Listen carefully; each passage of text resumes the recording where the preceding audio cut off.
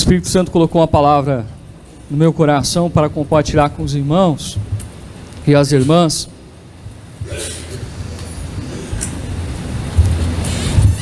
Você que trouxe a tua Bíblia, abra comigo o Evangelho segundo Mateus, capítulo 16, a partir do versículo 13.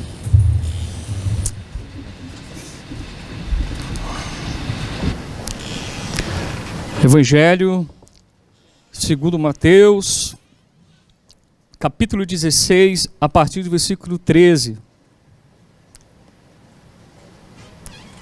Peço ao amado Espírito Santo que nos ajude a comunicar a palavra do Senhor de uma tal forma que você não consiga resistir o chamado de Deus para a sua vida. A bem da verdade é que Deus sempre falou com a igreja. Deus sempre usou os seus pastores, os seus profetas, os seus ministros para falar. E a função do pregador é parecido com a função de um despertador. Quando você programa o despertador do teu celular para tocar bem cedinho, para você acordar, para você não perder as horas. É mais ou menos assim a função do pregador. É acordar você, despertar você, é alertar você acerca da sua responsabilidade, do seu compromisso nesse dia. Só que muitas das vezes eu percebo que a igreja brasileira, a igreja evangélica, os crentes, eles até despertam, eles até sentem, eles até demonstram interesse em conhecer Jesus Cristo. Eles até dizem para Jesus Cristo que o amam e o querem. E estão dispostos a pagar o preço que for preciso. Eles até dizem que querem a santidade. E aceitam a palavra do Senhor, na sua grande maioria. Por quê? Porque Deus usa a palavra que sai da boca do pregador para despertar a alma, a fé, o espírito que está adormecido. Está adormecido porque está cansado. Está cansado porque está correndo demais. Está correndo demais porque há muito desejo no coração e na alma de conquistar determinadas coisas. E por isso, quando a palavra do Senhor desperta a nossa alma e nosso espírito, nós muitas das vezes fazemos quando nós fazemos com o despertador logo pela manhã. A gente coloca no modo soneca, porque a gente quer dormir mais um pouquinho. Está tão gostosa a nossa cama, está tão gostosa a vida que eu estou vivendo. Sabe, eu preciso descansar mais um pouquinho. Eu preciso dormir mais um pouquinho.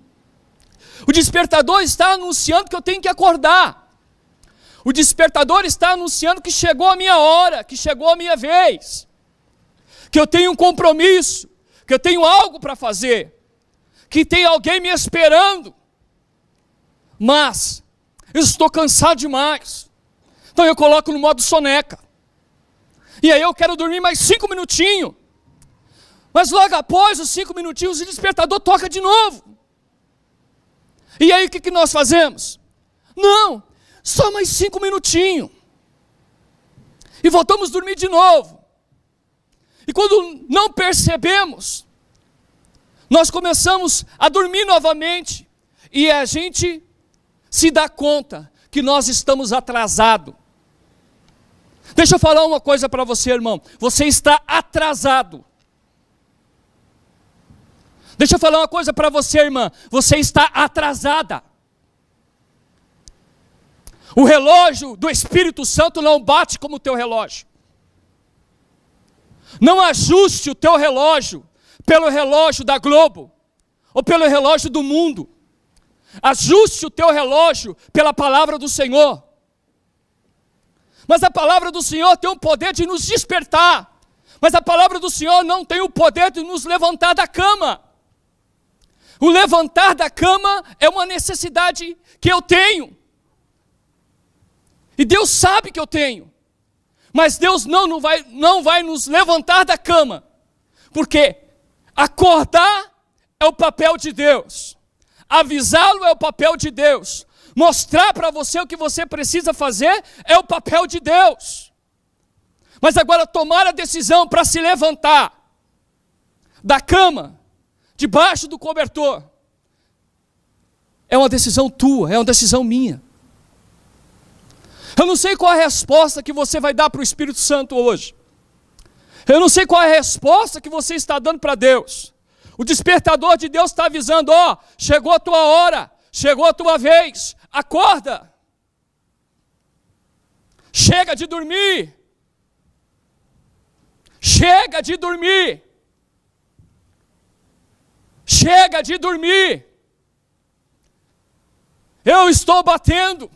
Eu estou avisando. Chegou a tua hora. Chegou a tua vez. Eu estou te chamando. Mas muitas das vezes nós, Senhor, só mais um pouquinho.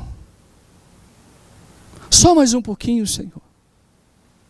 E a impressão que se tem aqui de cima, quando você traz uma palavra para a igreja, é que os cristãos da igreja de Jesus Cristo estão dormindo um sono profundo e um sono fatal. Um sono fatal. E nós estamos vivendo um evangelho muito diferente do que foi praticado pelos pais da igreja. Nós estamos anunciando um Jesus Cristo muito diferente do Jesus Cristo que os apóstolos anunciaram. Se nós não ajustarmos o nosso relógio com o relógio de Deus, querido, deixa eu te falar uma coisa. Nós vamos ser mais uma igreja católica que excluiu dos cultos a imagem. Só isso. Se nós não começarmos a abrir o nosso coração para a verdade do Evangelho, nós vamos ser parecidos com os praticantes da fé católica. Só que a única diferença, nós não estamos adorando imagens, nós adoramos coisas. Porque a impressão que se tem, querido, que a igreja, ela se relaciona com Deus porque quer mudar de vida. Ela se relaciona com Deus porque quer dinheiro. Ela se relaciona com Deus porque quer bênçãos. Ela se relaciona com Deus porque ela precisa do milagre.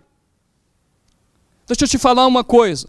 As pessoas que frequentam o terreiro de Umbanda também têm o mesmo objetivo que você tem.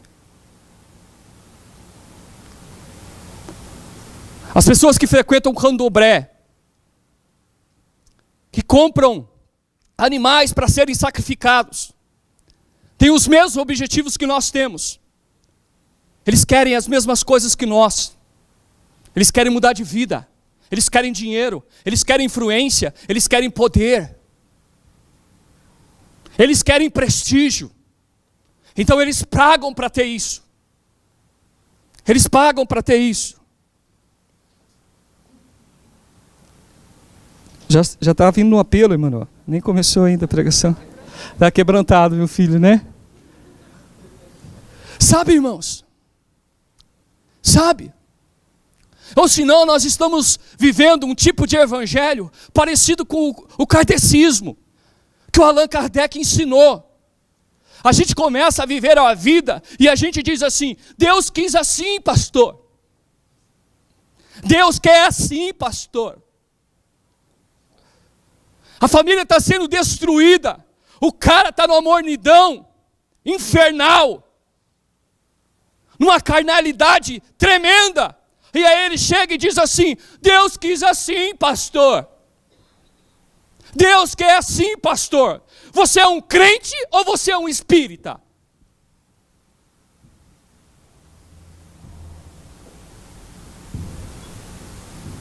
A tua fé se baseia no Cristo ou se baseia em dogmas humanas? Não, pastor, eu não preciso fazer nada, é o meu karma, Deus já fez tudo. Essa visão de um Deus determinista, que Deus está no controle. Então se eu estou dormindo é porque Deus quer. Então se eu levanto é porque Deus quer. Então se eu estou próspero é porque Deus quer. Você sabe, a fé islâmica praticada pelos muçulmanos tem a mesma visão que esta. Eles explodem as pessoas porque Deus quer. Eles vivem na miséria no Oriente Médio porque Deus quer. Eles maltratam as mulheres porque Deus quer. A Síria está sendo bombardeada. Há multidões passando fome. Crianças perdendo as suas vidas em naufrágios. Você sabe por quê? Porque Deus quer assim. Deus quis assim, pastor. Esse é o discurso da igreja, irmão. Esse é o discurso do crente hoje. Deus quer. Deus quer. Então, nós tiramos as nossas responsabilidades e jogamos tudo na costa larga de Deus. Então, se nada está dando certo na minha vida, na minha família, se a forma que eu estou vivendo a minha fé é desse jeito mesmo, é porque Deus quer, pastor. Deus quer sim. Agora leia comigo o Evangelho de Mateus, capítulo 16, versículo 13.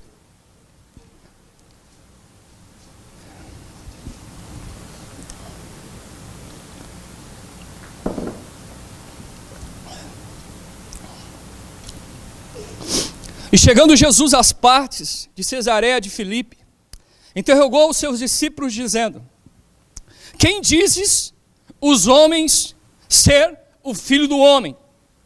E eles disseram: uns João Batista, outros Elias, outros Jeremias, ou um dos profetas.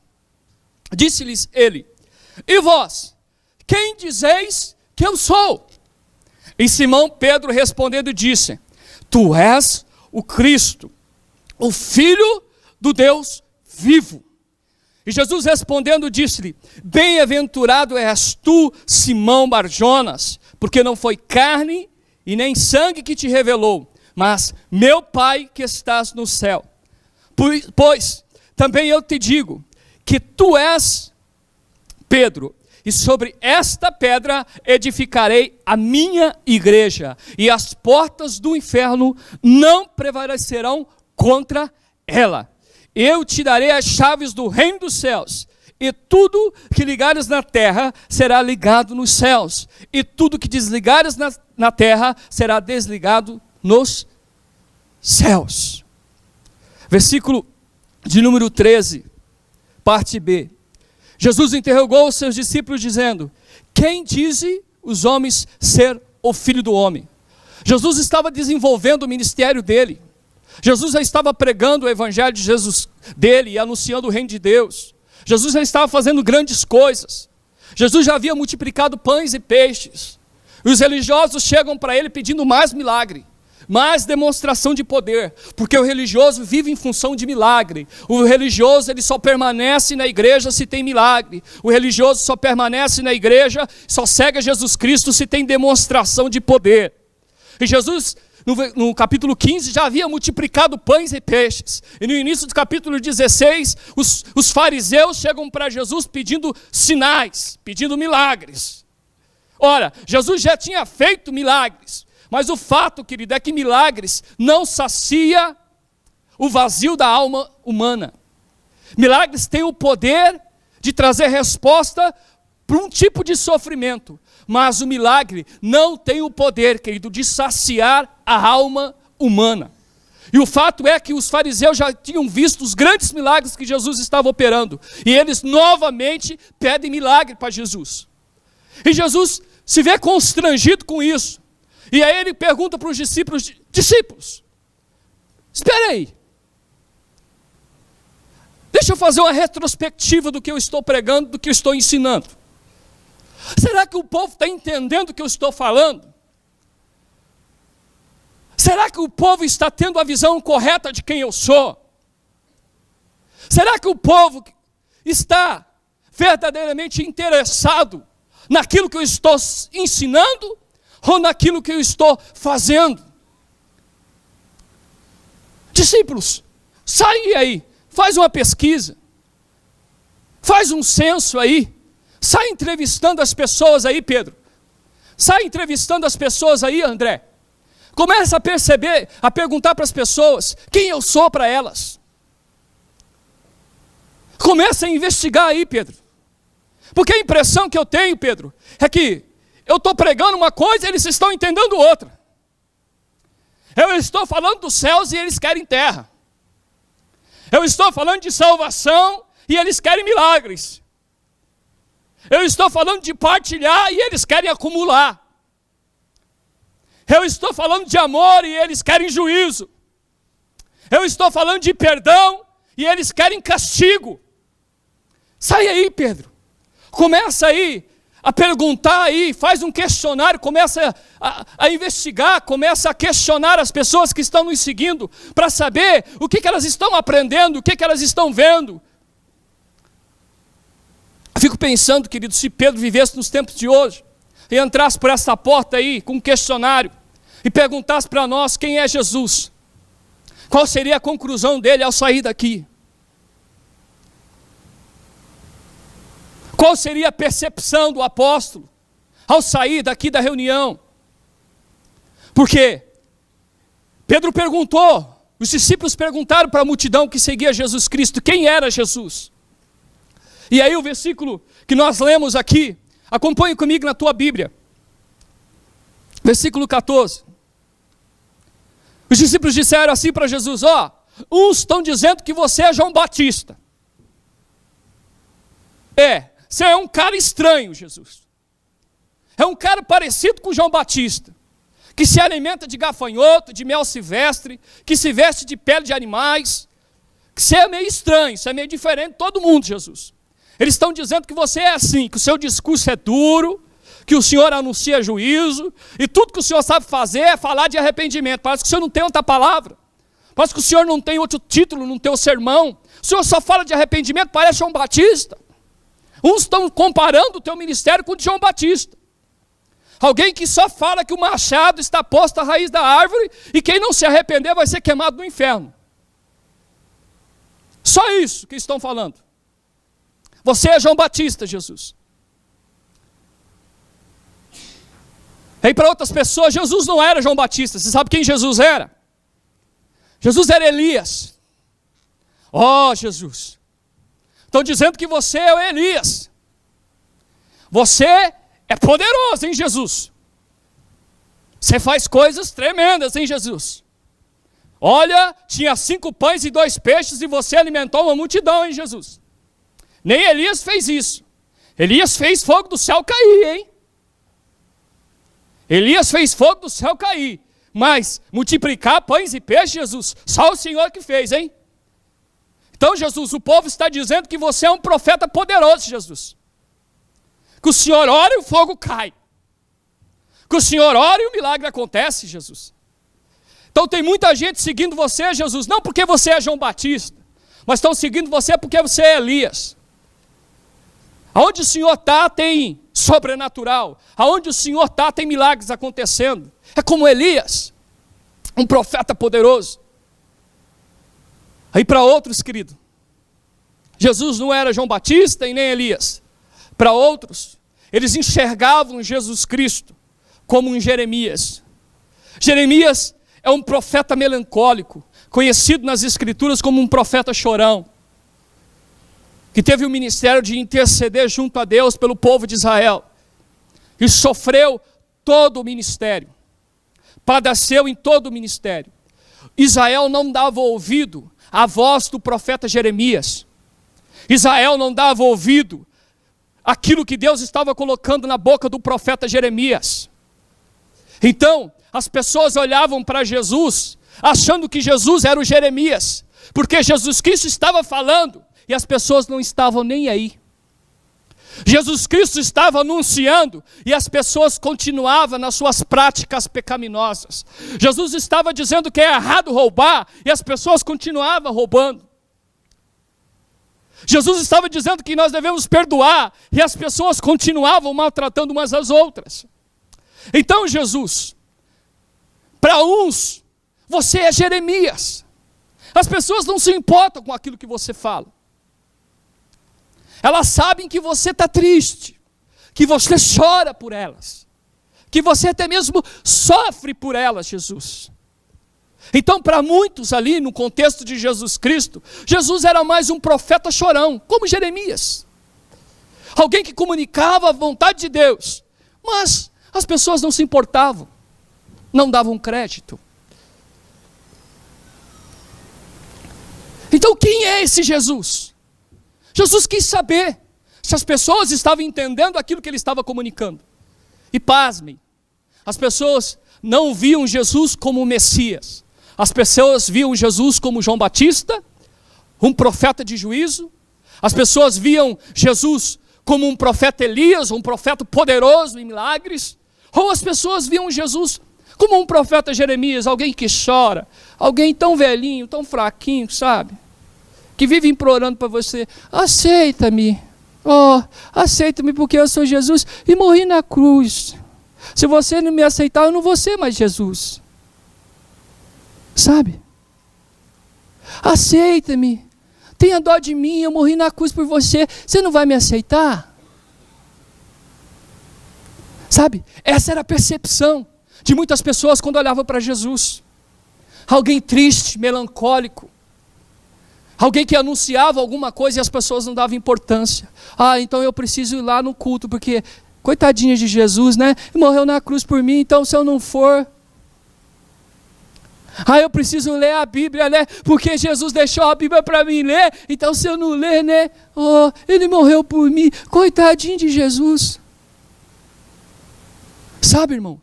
Um Jesus coitadinho, um Jesus fragilizado, um Jesus pendurado na cruz, ensanguentado. Essa é a visão, essa é a percepção. E aí o Espírito Santo pergunta para mim e para você hoje, quem é Jesus? Para você. Os judeus não tinham nenhuma dificuldade em reconhecer Jesus como um profeta. Os muçulmanos não têm nenhuma dificuldade em reconhecer Jesus como um profeta. E a impressão que eu tenho hoje é que a igreja brasileira, os evangélicos hoje, eles olham para Jesus com a mesma percepção que a grande multidão que seguia Jesus Cristo tinha. A mesma impressão. Jesus é um profeta poderoso, ele vai me dar o que eu quero. Jesus é um profeta poderoso, ele vai suprir as minhas necessidades. Jesus é um João Batista, Jesus é um Elias, Jesus é um Jeremias. E parece que tem a igreja hoje do João Batista, parece que tem a igreja hoje do Elias, parece que tem a igreja hoje do Jeremias, mas não se percebe a igreja de Jesus. Parece que os crentes estão seguindo um profeta como João Batista era, ou um profeta como Elias era. Tem pastores, líderes, que colocam um peso tão grande sobre as ovelhas, num discurso de juízo parecido com o de João Batista, que as ovelhas já andam assim, irmão, cuidado, hein? Você está assistindo televisão, você vai para o inferno, hein? Irmão, você não está dando oferta, né? Deus vai te castigar. Essa é a igreja do João Batista, da percepção atual. Ou senão nós temos a igreja do Elias. Vem cá, irmão, que o fogo do céu vai cair, hein? O pastor é fraquinho, hein? Ele ora, o fogo não cai. Meu negócio é chegar. Meu negócio é fogo cair. O que eu faço em casa não interessa. O que eu faço lá fora não interessa. Meu negócio é participar de um círculo de fogo. Tem que ter fogo. Porque eu adoro Deus, o profeta, Deus Elias. De vez em quando eu chamo ele de Jesus, mas na verdade eu queria um Elias para adorar. Eu queria alguém que fizesse cair fogo do céu, porque aí essa igreja ia ser diferente, porque o negócio é do reteté, então o negócio tem que ter profecia, se não tiver profecia... irmão, é a igreja do Elias. Ou se não, a igreja do Jeremias. Vem o irmão, a irmã, chega, conta o problema. Ai, pastor, eu estou sofrendo. Eu sou vítima de toda e qualquer situação. Armaram contra mim, pastor. Pastor, você tem que me visitar toda semana, pastor. Pastor, você tem que me ajudar, pastor. Pastor, não foi você que morreu na cruz, não, por mim. Sabe, irmãos, a igreja melancólica, a igreja que fica cultivando o coitadinho, que fica chorando. Ai, pastor, ninguém liga para o que eu falo. Ninguém sofre as minhas dores. Deixa eu falar uma coisa para você, irmão. Você é homem? O que você é? Você é uma mulher ou você é uma criança?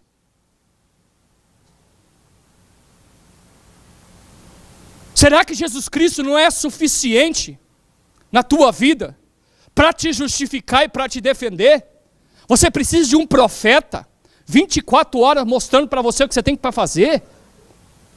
Essa é a igreja de Jeremias, que gera uma dependência no ministério pastoral tremendo, porque está todo mundo sofrendo, pastor, a crise está aí, ajuda eu, sabe? Irmão, eu não estou dizendo que nós não vamos passar por adversidade. Se eu precisar de dinheiro, você vai ter que me dar. Vocês estão rindo, é? Tem que falar amém, igreja. Agora, se vocês precisarem, aí o pastor Renato dá para vocês. Sabe, irmãos, eu não estou dizendo isso, que nós não devemos ajudar uns aos outros, mas eu percebo que é a fé dos crentes hoje. Ai, Jeremias, ai, pastor, o que é isso? O que é isso, irmão?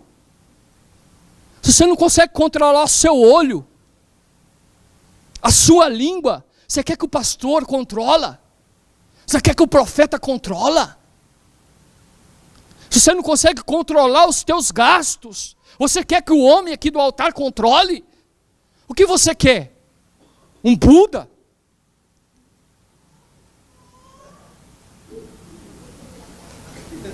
Um Buda? Graças a Deus que não tem ninguém aqui como Buda. Sabe, irmãos? Alguém que fica parado assim, com a mão aberta, sentado, e você fala e ele não fala nada. Essa é a igreja de Jeremias. Só que aí, o que acontece? Os pastores, os maus pastores, as más lideranças perceberam uma grande oportunidade de ficarem ricos com isso. E aí eles anunciam assim, ó, se você não fizer isso, Deus não vai te dar isso. Se você não trazer isso, Deus não vai te dar isso. Se você não levar essa rosa para sua casa, o mal olhado vai pegar em você. Se você não levar o sal grosso aqui, que nós vamos dar logo mais, e esparramar na sua casa, o Satanás não vai sair. Então o que eu percebo hoje? Que o Jesus da Bíblia, de Mateus capítulo 16, o Jesus que os apóstolos conheceram, é muito diferente do Jesus que nós conhecemos. O Pedro, André, os discípulos seguiram Jesus Cristo. Mas nesse momento da história, Jesus questiona eles. Bom, a multidão desiste de mim. E agora, o que vocês dizem que eu sou? Quem vocês dizem que eu sou? E aí Pedro tem uma revelação tremenda e poderosa. Pedro olha para Jesus e diz assim: tu és o Cristo, o Filho do Deus vivo. Então, Pedro estava dizendo que Jesus era mais que um Salvador. Pedro estava dizendo que Jesus era quem tinha a autoridade. Ele era o ungido de Deus. Ele era aquele que viria para libertar Israel, libertar o pecador de Satanás e do pecado. Pedro estava reconhecendo o ministério de autoridade que Jesus tinha. E porque Pedro estava reconhecendo que Jesus era o Cristo, era o ungido de Deus, era o enviado de Deus, Pedro ganha algo que somente aqueles que têm um encontro e uma revelação de Deus recebem. Olha o que Jesus dá para Pedro. Versículo 19. Eu te darei as chaves dos... Jesus está sem chave nas mãos. As únicas pessoas que podem abrir a porta do reino dos céus são aqueles que têm a revelação de quem Jesus é. As únicas pessoas que conseguem repreender o diabo, os demônios e vencer o pecado são aqueles que têm a revelação de que Jesus Cristo é o ungido de Deus, o Filho de Deus. Nestas mãos, Jesus entregou as chaves do reino dos céus. Ou seja, versículo de número 19. Eu te darei as chaves do reino dos céus, e tudo que ligares na terra será ligado nos céus, e tudo que desligares da terra será desligado nos céus. Aonde está a autoridade de Jesus, pastor? Está na igreja. E aonde está a igreja? Aonde está aqueles que têm a chave que abre a porta dos céus para as pessoas? Deixa eu te falar uma coisa, irmão. As pessoas estão ali fora batendo nas portas. As pessoas estão ali fora clamando por Deus. As pessoas estão ali fora clamando por justiça. As pessoas estão ali fora clamando por alguém para salvá-las. Mas esta porta que traz Deus para a vida delas, ela só pode ser aberta se você abrir. Se você tomar a decisão de que você é um discípulo de Jesus Cristo, e sobre você está a autoridade de Jesus Cristo. Deus confiou nas mãos da igreja a autoridade de manifestar a vontade de Deus na terra. Deus confiou na minha e na sua mão a autoridade de manifestar as obras de Jesus Cristo aqui na terra. Deus confiou na minha e na sua mão a autoridade para mudar os destinos das pessoas. Deus confiou nas minhas e nas suas mãos o poder para orar para as pessoas e as pessoas serem curadas. O poder para orar pelas pessoas e os demônios largarem ela. O poder para levantar a pessoa, querido, aonde ela se encontra. Mas o que nós estamos fazendo?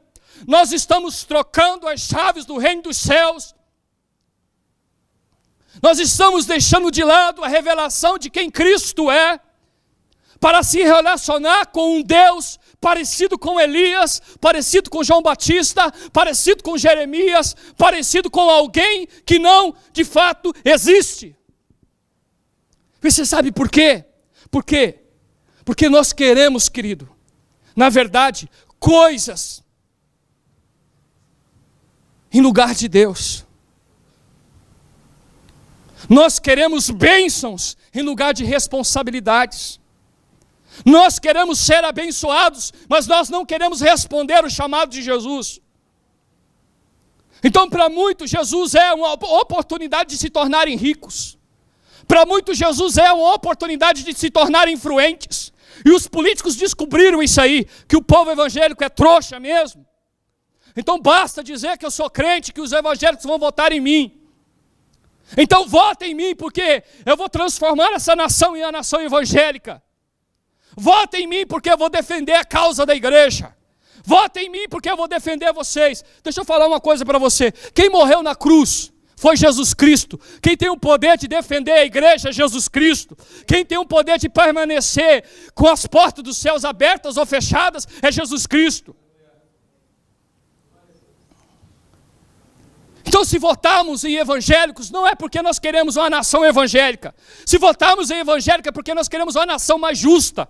Mas o problema é que a justiça que nós praticamos nem se compara à justiça dos fariseus.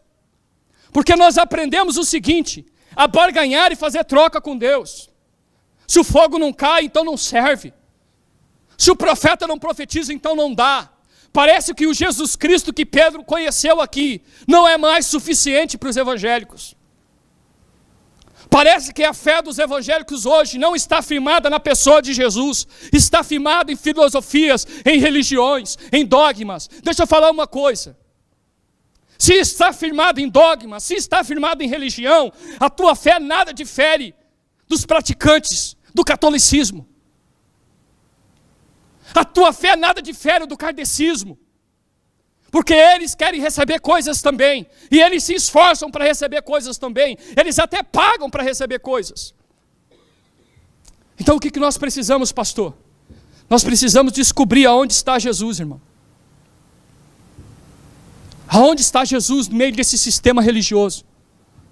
Porque nós achamos que vir no culto 2 vezes por semana substitui o nosso relacionamento com Jesus. Eu não preciso ler a Bíblia, eu não preciso orar, eu não preciso me santificar, eu não preciso fazer nada, basta eu vir no culto, porque aí eu peço perdão pelos meus pecados, e aí Deus me perdoa, e aí volta tudo ao normal. Aí no domingo eu faço isso de novo. Só falta nós servirmos a hóstia para você aqui. Sabe, irmãos, com todo respeito, mas parece que está impregnado em nós um sentimento religioso, enganoso, que tem roubado de nós a alegria da salvação, o fogo do Espírito Santo, a vontade de ler a Bíblia, a vontade de santificar, a vontade de ser um homem e uma mulher melhor. Sabe, irmãos, nós temos que refletir acerca disso. Será que esse Jesus que eu estou orando para ele é o mesmo Jesus que Pedro conheceu? Será que esse Jesus que nós estamos cantando aqui é o mesmo Jesus que morreu na cruz do Calvário? A impressão que eu tenho não é. Por quê? Porque nós reproduzimos aquilo que nós adoramos. E adoração é imitação. Então se nós adoramos o Cristo vivo, se cantamos para Ele, se andamos com Ele, as nossas obras seriam totalmente diferentes, porque nós imitamos a quem nós adoramos. Mas parece que essas coisas que a gente fala não surte efeito. Parece que a pregação do Evangelho não é mais suficiente, cara.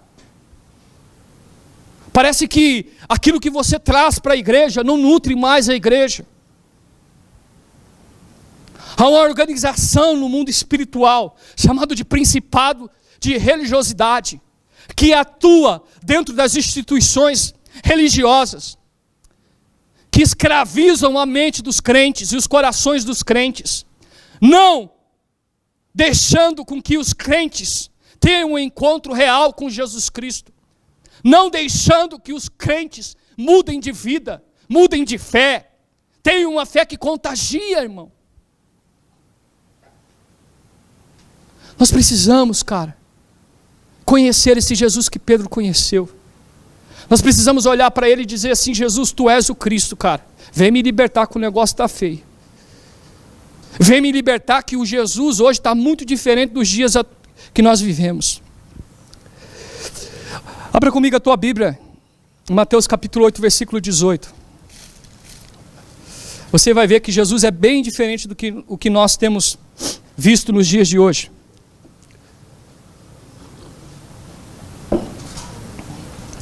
Mateus, capítulo 8, versículo 18. Quem é esse Jesus, irmão? A própria Bíblia responde quem é Jesus. Mateus 8, 18. E Jesus, vendo em torno de si uma grande multidão, ordenou que passassem para outra margem. E aproximando dele um escriba disse: Mestre, aonde quer que fores, eu te seguirei. E o que Jesus respondeu para ele? As raposas têm seus covis, as aves dos céus têm ninhos, mas o Filho do Homem não tem onde reclinar a cabeça. Irmão, Jesus Cristo mentiu aqui.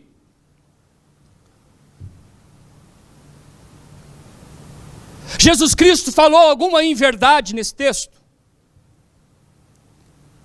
Um escriba, um religioso, alguém que estava perdendo o prestígio da religião.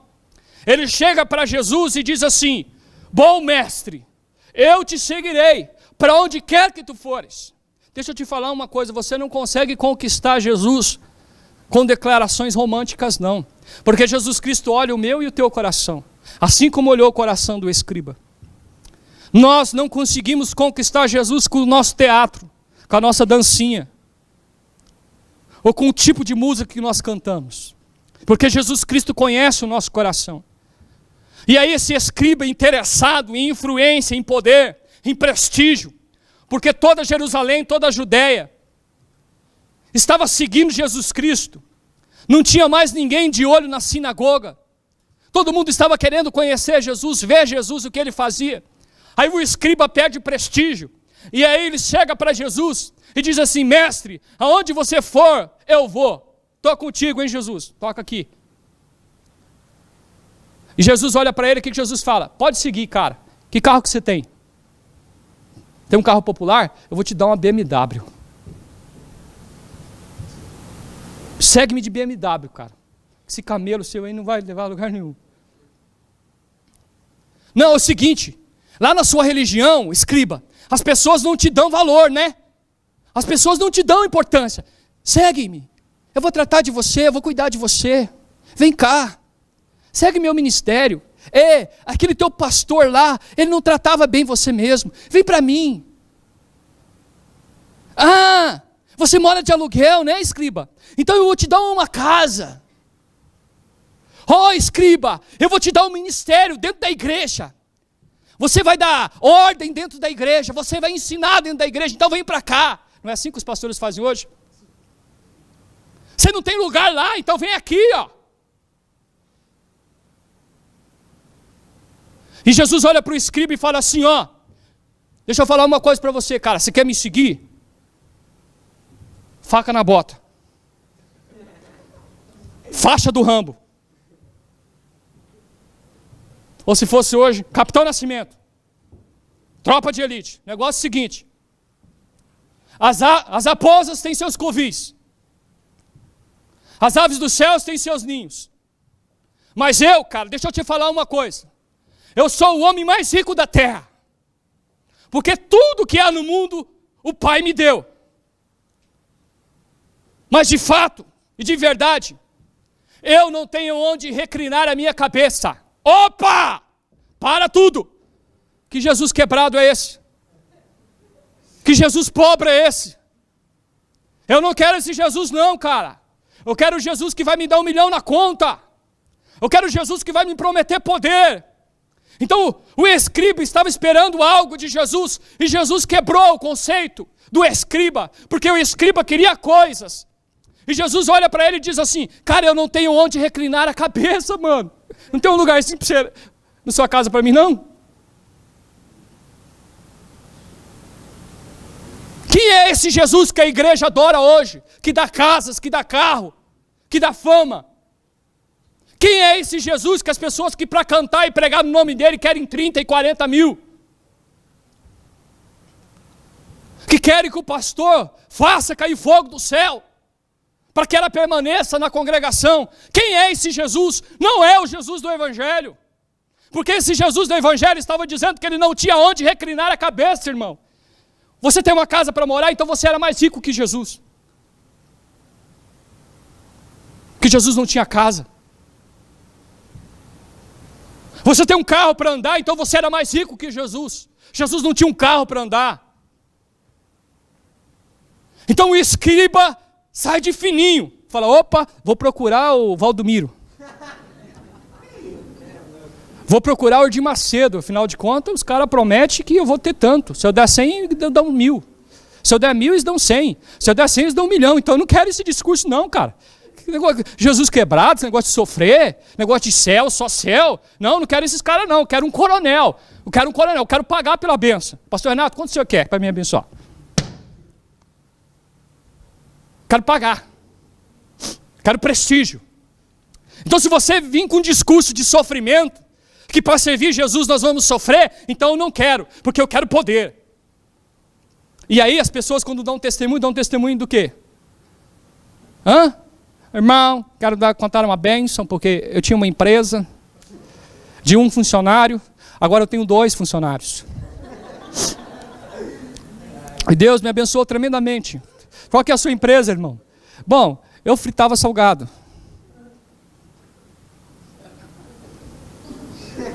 Irmão. Verdade. Deus esse ano mudou a minha vida. Irmã, conta a benção, vai. Conta a benção. O que foi, irmã? Mudou a sua vida, irmã? Conta a benção.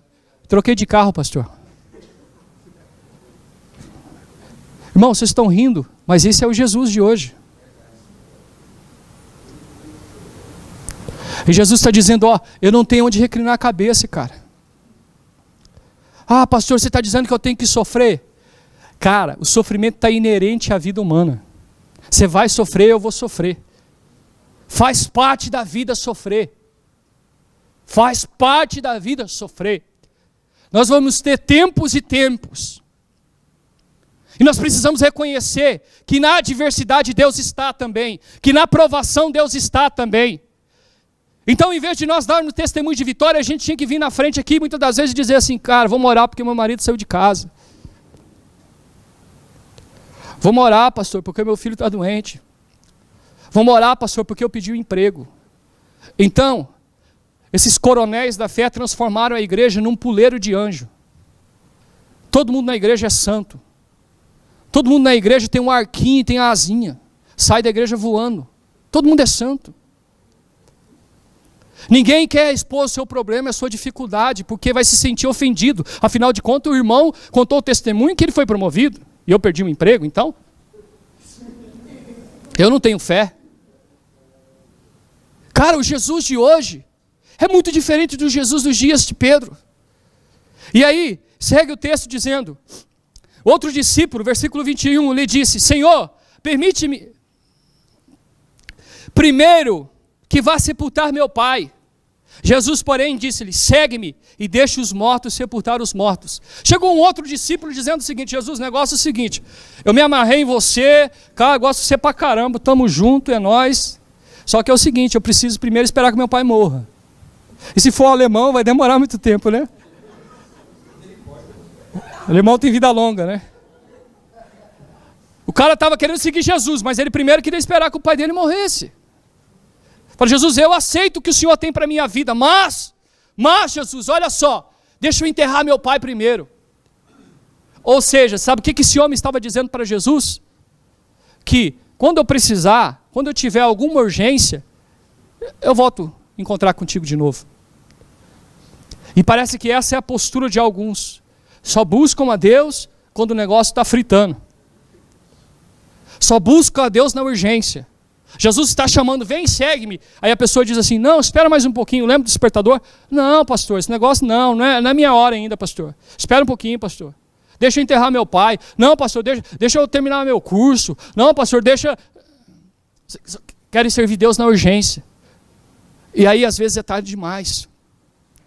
E aí, querido, você vai continuar lendo o texto, e eu já estou encerrando, tinha outras coisas para falar também. Do versículo 23, diz assim, e entrando ele no barco, seus discípulos o seguiram, e eis que o mar se levantou numa tempestade tão grande, que o barco era coberto pelas ondas. E eles, porém, estavam dormindo.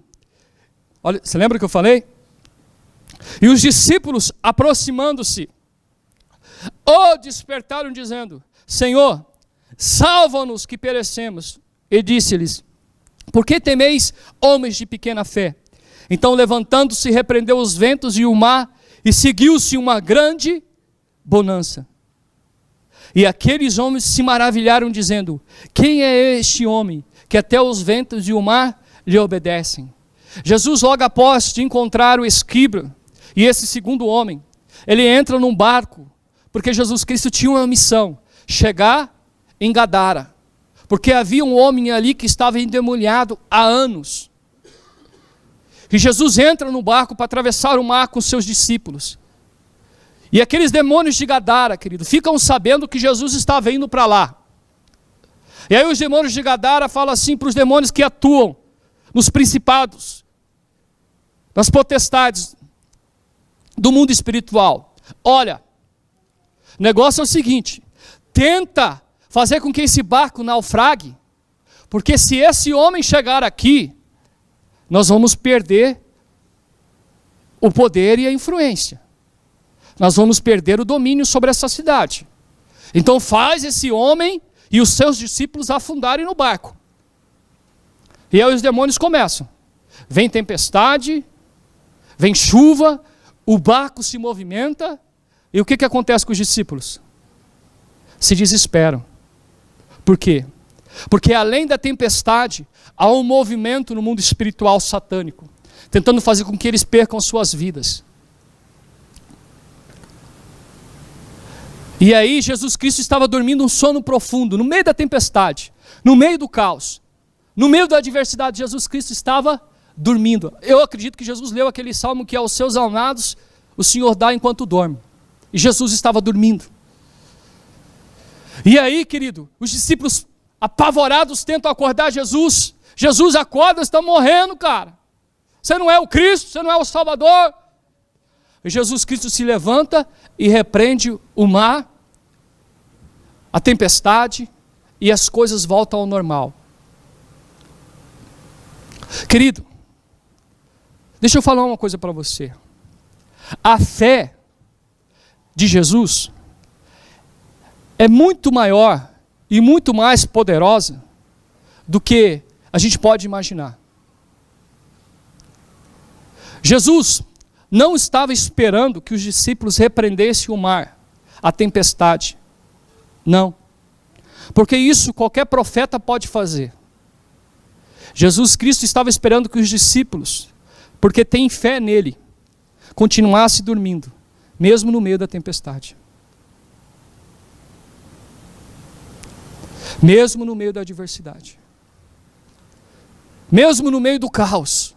Jesus Cristo queria que os discípulos continuassem dormindo, continuassem descansando, porque os discípulos deveriam saber que, quando Jesus está no barco, querido, Ele é responsável pela embarcação. Às vezes, querido, nós queremos lutar contra a tempestade, às vezes nós queremos lutar contra as adversidades. Deixa eu te falar uma coisa, irmão. Existem tempestades nas nossas vidas, que a gente não vai conseguir eliminá-las com a nossa vida de jejum e nem de oração. Existem tempestades nas nossas vidas que a gente não vai conseguir eliminá-las, demonstrando poder para as pessoas.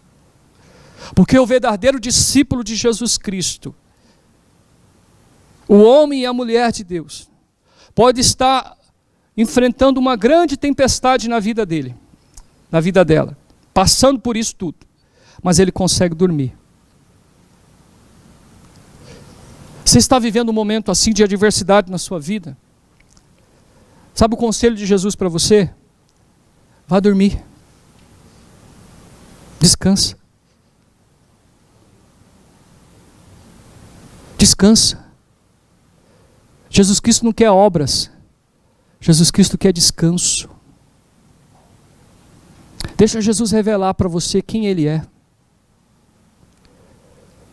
Deixa Jesus mostrar para você o poder que Ele tem de acalmar o seu coração e sua alma aflita no meio do caos. Porque o que nós temos ensinado muitas das vezes é que nós temos que repreender o mar e a tempestade, querido.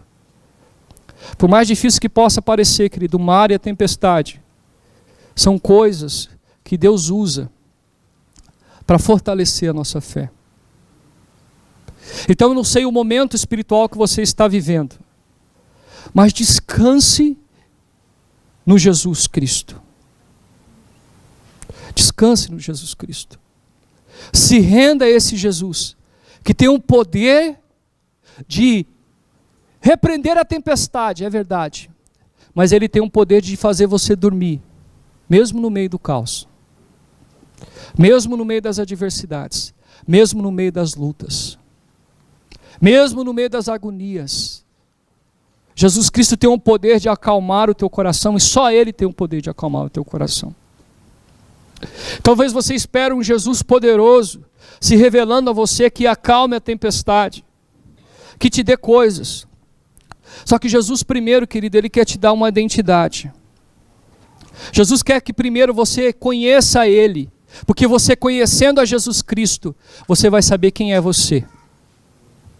Você conhecendo a Jesus Cristo, tendo a revelação de Jesus Cristo, você vai perceber quem é você. Então os discípulos queriam se aproximar de Jesus como o escriba se aproximou, como o pai, como o filho daquele homem se aproximou. Talvez os discípulos ficaram ali atormentados por causa da tempestade, mas Jesus Cristo é o mesmo, no barco e fora do barco. Jesus Cristo não mudou, querido.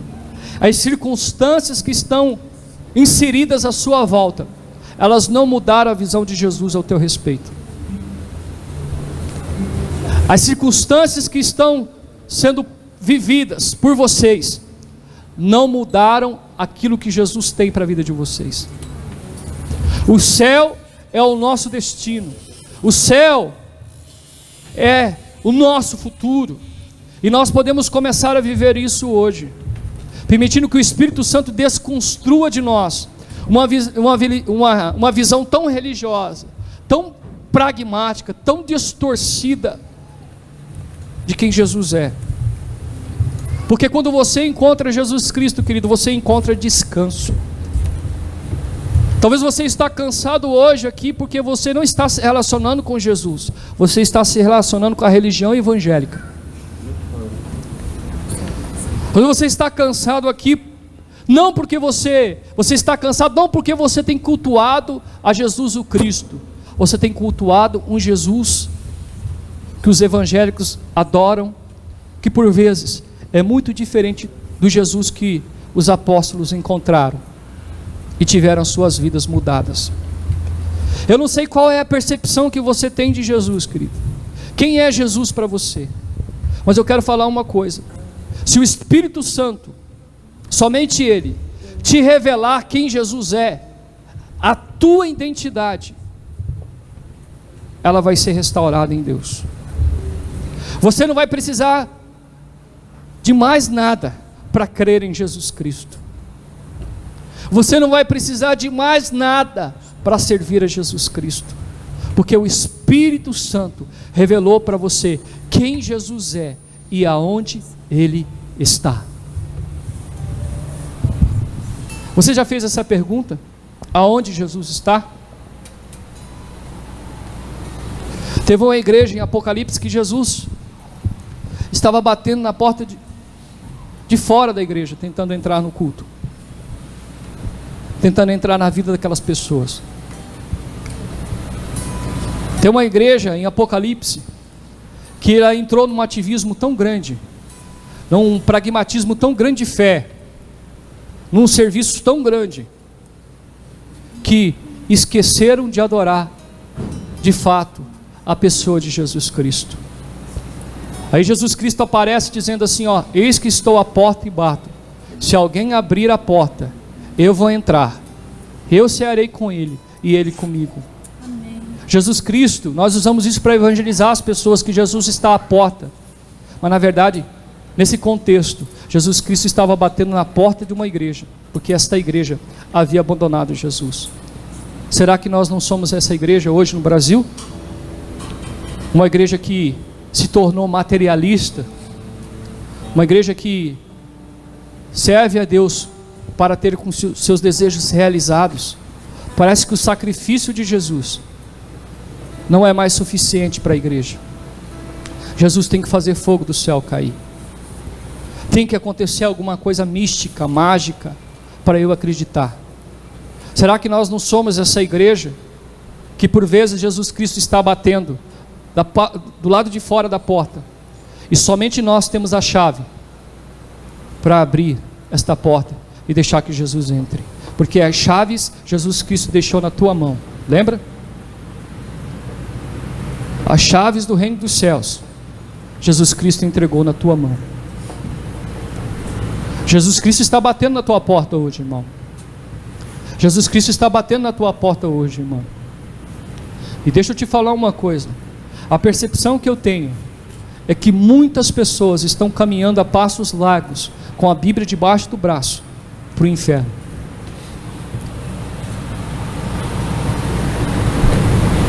Muitas pessoas estão enganadas em seus conceitos, em suas visões acerca de Jesus Cristo. Muitas pessoas estão equivocadas. Como o pastor Ed René Kivitz disse, muitas pessoas estão servindo a Deus por causa do medo de ir para o inferno. Outras estão servindo a Deus por causa da culpa, porque fizeram coisas erradas e se sentem culpadas por isso. E outras estão servindo a Deus por causa da ganância, querem poder, querem status, querem dinheiro. Mas poucos servem a Cristo por amor. E alguém já disse o seguinte, que se eu servir a Deus com medo de ir para o inferno, me queime no inferno. Se eu servir a Deus por causa do céu, por causa das ruas de ouro no céu, me exclua do céu. Mas se eu servir a Deus pelo que Deus é, não esconda de mim a tua face, ó Deus. Qual é a tua motivação quando você diz que serve a Deus? É o medo de ir para o inferno? É as ruas de ouro, é o paraíso? Ou é a pessoa de Jesus? O céu só tem valor, querido, porque Jesus está nele. Essa palavra só tem valor porque foi Jesus que a ensinou. A igreja só deu certo porque foi Jesus que fundou a igreja. E as portas do inferno não prevalecerão contra ela. Coloque de pé, vamos adorar o Senhor. A minha oração hoje, querido, é para que os crentes nesse tempo, crentes que por vezes são supersticiosos demais, são religiosos demais, são místicos demais, são incrédulos demais, possa se render de fato à pessoa de Jesus. A minha oração hoje é para que o Espírito Santo revele para você quem Jesus é.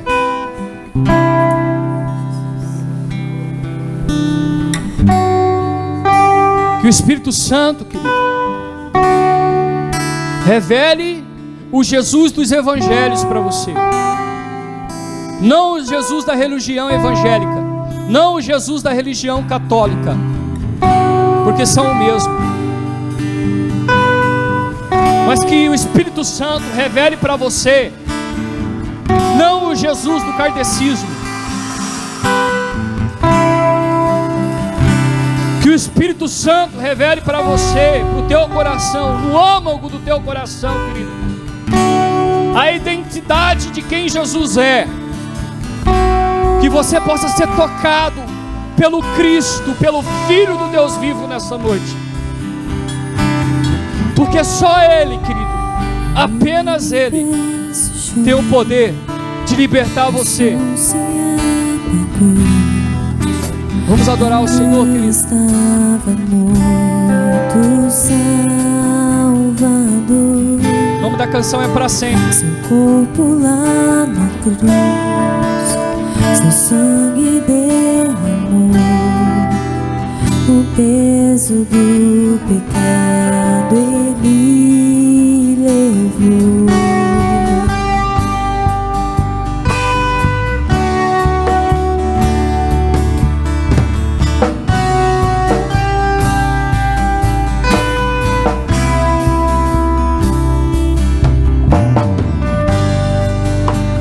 Deus Pai o abandonou, cessou seu respirar, em trevas encontrou o Filho.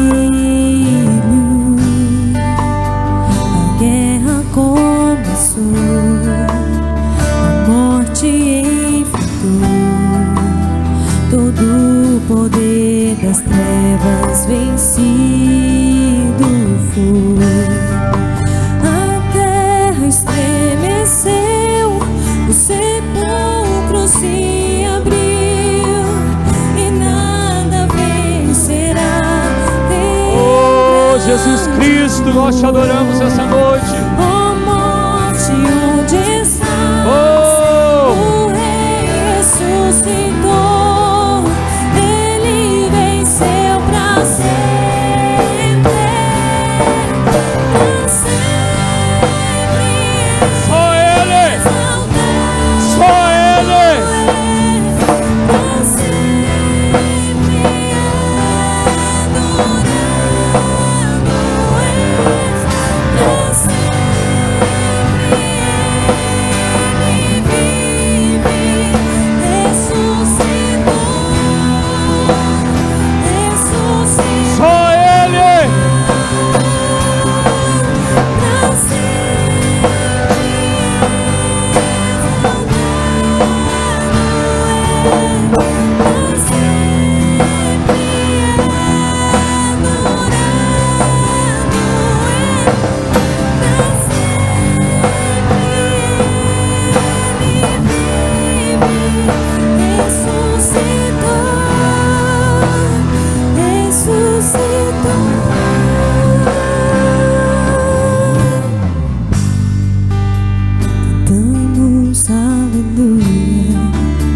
cantamos aleluia, cantamos aleluia, o Cordeiro venceu.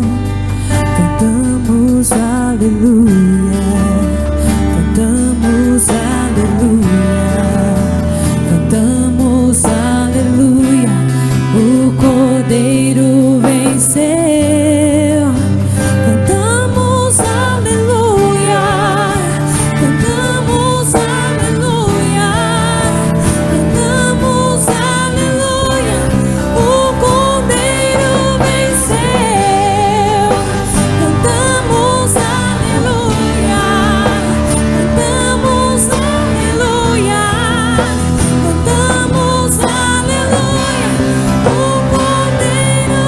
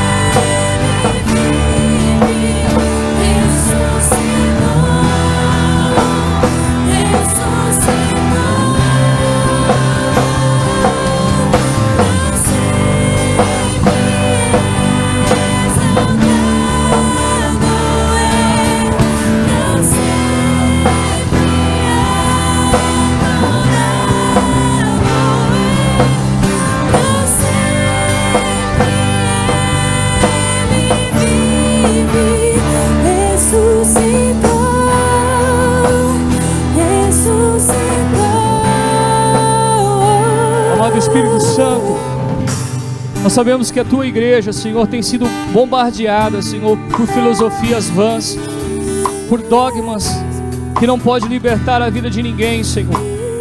Nós sabemos, Senhor, que a igreja brasileira tem sido ensinada a negociar com Jesus, mas Jesus não faz negócios, Jesus faz vidas. Senhor, no nome de Jesus, que nós devemos, Senhor, verdadeiramente tomar a identidade, Senhor, que Cristo deixou para nós, como uma igreja, Senhor, viva e poderosa, que verdadeiramente traz, Senhor, a vontade dos céus para a terra. Senhor, que o ministério cristão, justiça e paz, Senhor, não seja um ministério, Senhor, que promova, Senhor, a ganância no coração dos homens e das mulheres. Que o ministério cristão, justiça e paz, Senhor, não seja um ministério, Senhor, que faça com que as pessoas sirvam a Deus com medo, ou até mesmo por culpa, mas que a palavra pregada aqui desse altar, Senhor, possa revelar um Cristo, um Jesus Cristo, que liberta as pessoas, ó Senhor, dos sofismas, da inércia espiritual, Senhor. Senhor, que a palavra pregada nesses dias, nesse altar aqui, possam ser palavras, ó Deus, que revelam o Jesus, o Cristo, que não tinha nada, Senhor, Para entrar em Jerusalém, ele teve que pedir emprestado um jumento.